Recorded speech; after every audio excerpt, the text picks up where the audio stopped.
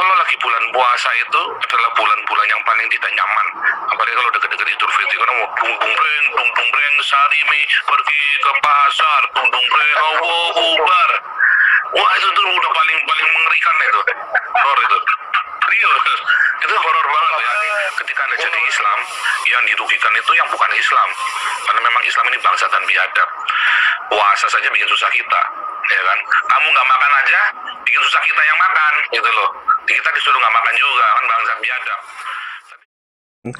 Ketika dia tinggal di Indonesia, ketika masuk bulan Ramadan, itu akan menjadi satu momen yang mengerikan buat dia. Karena warung-warung harus dipaksa tutup. Begitu kan, terutama yang sebenarnya disoroti adalah di Serang, Banten, kata dia.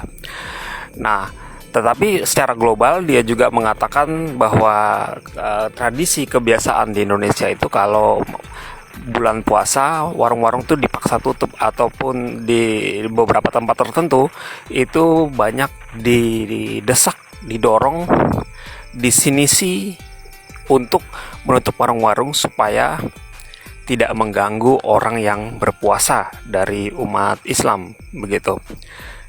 Nah, sebenarnya jujur saja, saya waktu kecil juga mengalami satu pemikiran sudah sampai situ gitu. Artinya itu dari kecil loh. Dari kecil itu ada tetangga-tetangga teman-teman saya berpuasa, tapi orang tua saya, teman-teman saya yang lain mengatakan saya tidak boleh makan di jalan, tidak boleh makan di warung secara terbuka, karena harus menghormati mereka yang berpuasa. Lah, saya bingung di situ. Itu waktu saya masih kecil loh, bukan dewasa, masih kecil ya saja saya sudah langsung berpikir, kenapa? Kan hak saya untuk makan dan hak mereka juga untuk puasa. Lalu kenapa harus saling mengganggu, saling memberatkan satu sama lain?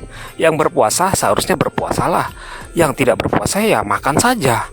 Kan begitu. Karena kemudian waktu saya dewasa saya berpikir bahwa puasa itu hubungannya dengan Tuhan. Itu waktu saya belum terlalu aktif terhadap pembacaan Alkitab ataupun kerohanian, saya belum terlalu saya gumuli.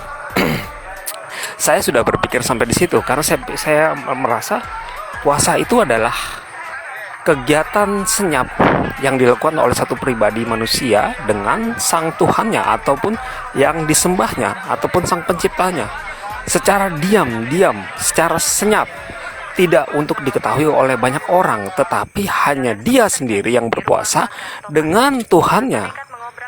Itu seharusnya puasa. Waktu itu saya berpikir begitu.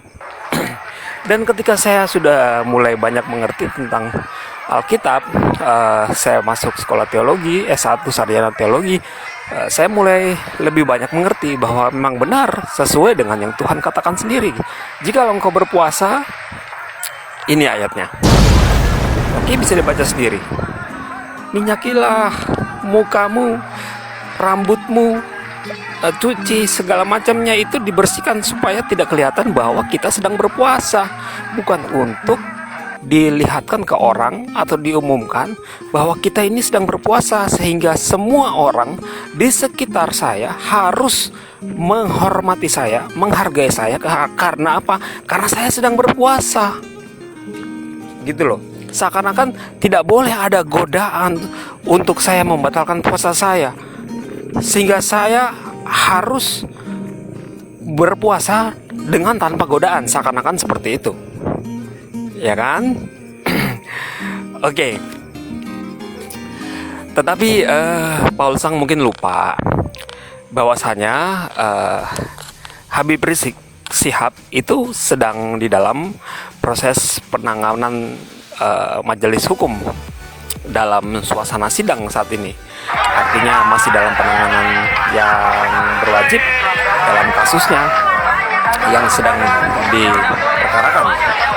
Jadi ditambah lagi dengan FPI yang memang sudah dibubarkan, sehingga seharusnya Paul Sang tidak perlu berkomentar seperti itu, karena sudah tidak ada lagi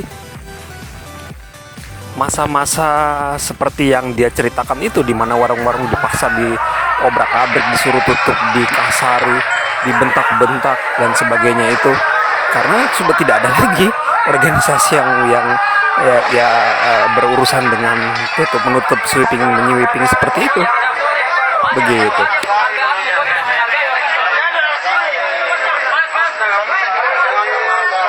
Ketegangan sempat terjadi di rumah makan Topas. Masa nekat mengobrak-abrik tempat tersebut karena pemiliknya sempat menolak untuk menutup warung makan.